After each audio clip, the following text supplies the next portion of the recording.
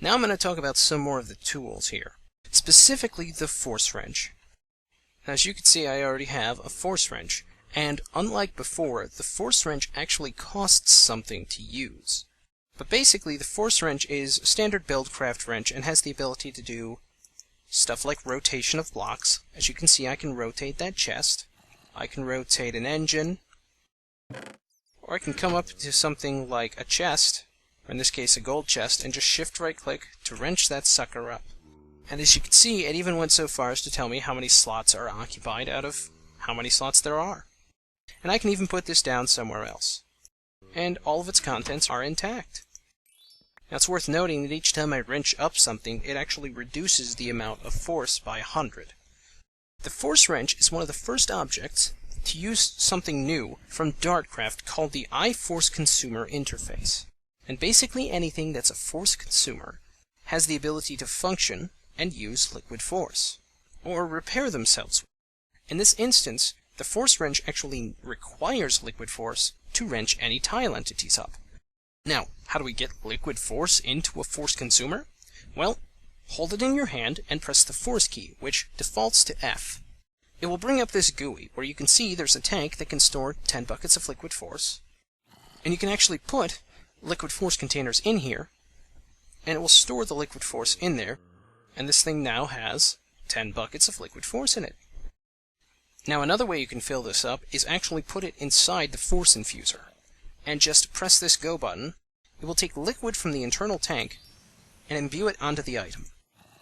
Now it's worth noting that while you can put straight force gems into this interface, as with the force engine, you will only get 1/4 of a bucket of liquid force if you do this. Therefore it is incredibly inefficient to do that. Force shards, force buckets, or force cans or capsules if you have forestry installed, or force cells if you have IC2 installed, are very efficient things to place inside these iForce consumers if you don't want to have to mess with them for a while. Now, apart from wrenching up tile entities, another thing that the force wrench can do is actually dismantle certain blocks. Now you'll notice this thing is full, and when I shift right click on a block of, say, glass that you normally cannot retrieve, it will only actually use about 1/4 as much liquid force as it would to wrench an actual tile entity. Glass, bookshelves, enchantment tables, and a few other things can be dismantled in this manner. There's one important vanilla tile entity that can be force wrenched that actually gets a little bit of special treatment, and that's the monster spawner. Now, I've actually gone to the Nether and I've wrenched up a few blaze spawners. I actually built a small area to house these spawners next to my Nether portal. I'm going to put some night vision on here, and I'm going to go in here. As we can see, there are plenty of nasties in here because I placed the spawners down here. I'm going to briefly wrench these up to prevent more spawning. Now, why am I talking about mob spawners right now? Well, with DartCraft, now there's actually a way to craft these, and it has to do with another plugin I made called Mob Chunks. As you can see, there's a legitimate crafting recipe for blaze spawners now. You need something called red mob ingots, blaze cores, and a block of iron. Well, that's interesting. How do you get all this stuff? Well, let's start at the beginning. You may have noticed that I got something in my inventory called chunks. I got 4 blaze chunks and a magma cube chunk. Now, you won't get chunks unless you have a grinding imbued sword. Now, if you kill an entity with a grinding imbued sword, there's a 10% chance that they'll drop a chunk of their type. But for each level of looting on that sword, there's an additional 10% chance that they will drop their chunk. So, with this particular sword, I have a 50% chance to get 1 chunk from any entity that can drop a chunk. Now, which entities can drop chunks? Basically any vanilla entity. Now, what do we do with these mob chunks? Well, if we go into NEI, we can actually see that the 16 Minecraft colors actually has a mob chunk representation. And there are also 16 variations of mob ingots. Now, these mob ingots are each smelted from their respective color of mob chunk. And in NEI, the mob chunks actually have a tooltip that indicates which mobs they can drop from. As we can see, yellow mob chunks can drop from zombie pigmen and magma cubes. Now to craft, for instance, the blaze spawner, we would need 4 blaze cores and 4 red mob ingots around a block of iron. Now the red mob ingots we can of course get from blazes or also apparently mushrooms. Well, blazes are going to be easier, but to get the blaze cores, we're going to need 4 blaze chunks and 4 red mob ingots. And of course an upgrade core, which I'll show you how to get momentarily. So doing the math here, we would need 36 total blaze chunks to make a blaze spawner, meaning mathematically with a grinding looting 4 force sword, we would need to kill approximately 72 blazes. That's not too difficult. Now of course these chunks exist for almost every entity you can imagine. If you could see a spawner in any eye, well, then it probably has a chunk. So that's pretty neat. But how do we get the upgrade cores? This is where we revisit the experience tome. I've taken the liberty of placing exactly 500 experience in this tome, and I'm going to drop it into the world, and I'm going to force transmute it. Now that has destroyed the tome, and it gave me exactly 5 upgrade cores. So you will receive 1 upgrade core per 100 experience inside an experience tome if you force transmute it. So it also costs a decent amount of experience to make these spawners as well. Now these various combinations of colors and chunks means that you need not necessarily kill all of one particular type of entity to get all 36 necessary chunks. Honestly, you'd only need about 16 of each. Say I want to make a horse spawner. I would need 16 horse chunks, no matter what, but the brown mob ingots I can receive from either zombies, cows, horses, or villagers. Obviously, zombies are going to be pretty easy to get these chunks from, because they're freaking everywhere. But you're still going to have to kill, statistically speaking, approximately 32 horses, which is really cruel and evil. Now, DartCraft actually does add some building blocks, in the form of something called force bricks. To get force bricks, you're going to have to force transmute stone bricks into yellow force bricks. I'd recommend using a transmutation card for this if you're making them in bulk. So I now have myself several force bricks. Now these force bricks can be recolored to any of the standard 16 Minecraft colors, using these recipes. Or if you wish to be more efficient about it, you may use painters from Industrial Craft to color them manually. You may craft force bricks into force slabs. You may also craft them into stairs. And if you want to get your materials back, you can craft the slabs back into force bricks, and the stairs back into force bricks. And should you wish to turn them back into vanilla bricks, you may also do so. Now apart from the aesthetics, these bricks are also highly blast resistant and spawn resistant. It should be noted, however, that monster spawners will still function even in a room full of force bricks. I'd recommend these bricks for any spawner rooms you make with spawners you craft or wrench from DartCraft, especially if that spawner is a creeper spawner. There are 2 unique upgrades for the Force Sword that will allow you to travel much faster and much farther. And as you can see, I've put both on this sword. If I were to shift right-click with this Ender Sword, it would actually teleport me to the location that was under the cursor, within a certain distance, of course.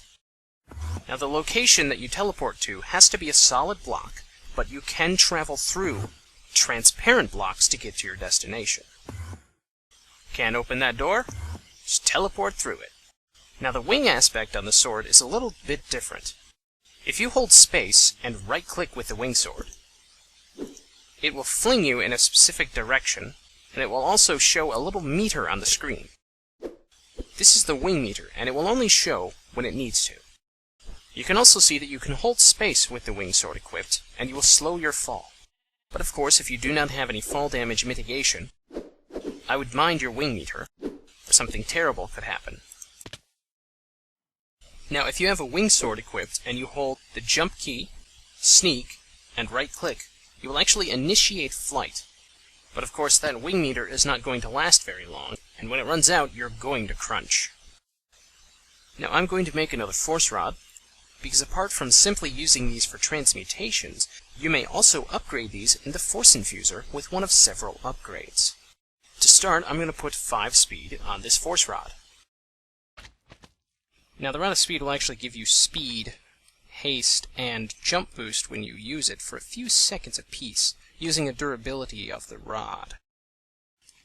So as you can see, this is pretty good speed, pretty good jump boost. That's a nice thing to have. Now it's not actually using durability of this particular rod, you can see, because it has liquid force stored inside it. So what's happening is when it does immediately use the durability, it repairs it within a few seconds. And you can do that for all force rods. But speed isn't the only thing you can put on a force rod. You can also put fire resistance on a force rod and get some fire resistance for a few seconds. Vision, which will actually give you a bit of night vision, which is how I had night vision earlier. Restoration, which is the healing upgrade, which actually does do a tiny bit of instant healing and also gives you regen. But you can't spam it if you get to max regen. And the Rod of Return, which you may or may not have seen me use already. Now, to set the location of the rod, you actually shift right-click, and you press the Set key. That will set it to X, Y, and Z. Now, you can then put a name in here, and when you click Save, that will actually save the location of the rod. So, if I go somewhere and right-click it, I'm back over here. And of course, that'll do some damage to the rod, too. Now, having a bunch of rods on your hotbar would be really, really annoying, and not just too much trouble. Alright, that's too much of a pain. So here's what you can do. You can make yourself a force belt. Now you see, I've already made one, and you could rename and recolor it, just like the force packs. I've named mine Utility Belt. And you can actually stick force rods inside this sucker. And there are key bindings that you can change, and you can actually use the rods in any of those slots by accessing the hotkey. So by pressing 1, I just teleported to the location I just set, which used the rod in slot 1. So that's force rods in a nutshell. The only other thing you need to know is you can't actually upgrade a force rod with more than one upgrade at a time. Now, you may have spotted this thing. This is something called the baconator. See, the recipe is a bottled pig and 2 light blue mob ingots. So you actually have to bottle a pig and use it to craft this, and you also have to go get some light blue mob ingots, which you smelt from the chunks, which apparently at the moment you can only get from squid. Now the baconator starts off with 0 bacon, but if you have cooked bacon in your inventory, when you right-click, it'll take some of it and it'll put it inside itself. So now it has a little bit of bacon in it. Now if I just hold right-click, it'll suck all the bacon from my inventory into the baconator. Now I have 159 bacon. Now I can leave this guy on my hotbar, and he will automatically feed me bacon when I get hungry. So when one full meat stick goes down, it'll automatically fill it in with bacon and take the bacon. Now, the reason why it was in the force belt is because it can and will function from inside the force belt. So, all I have to do is have this force belt on my hotbar, and occasionally restock the baconator, and I don't have to eat. Sweet. Now, let's talk about this little guy, the magnet glove. Now, he requires a nether star to craft, but this thing is pretty darn sweet. Now, normally, break a block and it just sits there, but if you have the magnet glove, you shift right-click the magnet glove, it will pull items toward you, and you will collect them. So this is really useful when mining, and incredibly useful when gathering glowstone in the nether while flying. Now, keep in mind, though, as long as this is in positive mode, it's active, and it will, of course, pull items toward you, whether you want them to or not. And just be forewarned, it does pull a few other entities toward you as well. Now, this is also a force consumer. You can see it has 10 buckets inside it. Now, the reason for that is because this has a new feature. If it's in active mode and you right-click on the face of a block, it'll search in a straight line, and it'll attempt to pull ore toward you if it can. And if it can, it'll use liquid force. So I'm going to look for any ore. Come on. Holding right-click on that. There we go. Look at that. It found some ore, and it took a little bit of force. That took 120 liquid force to pull those toward me. Good lord. So that's what the magnet glove is for. So if you can get yourself another star, it's really worth it. Alright, now while I'm here at this ore, I mentioned grinding before, and this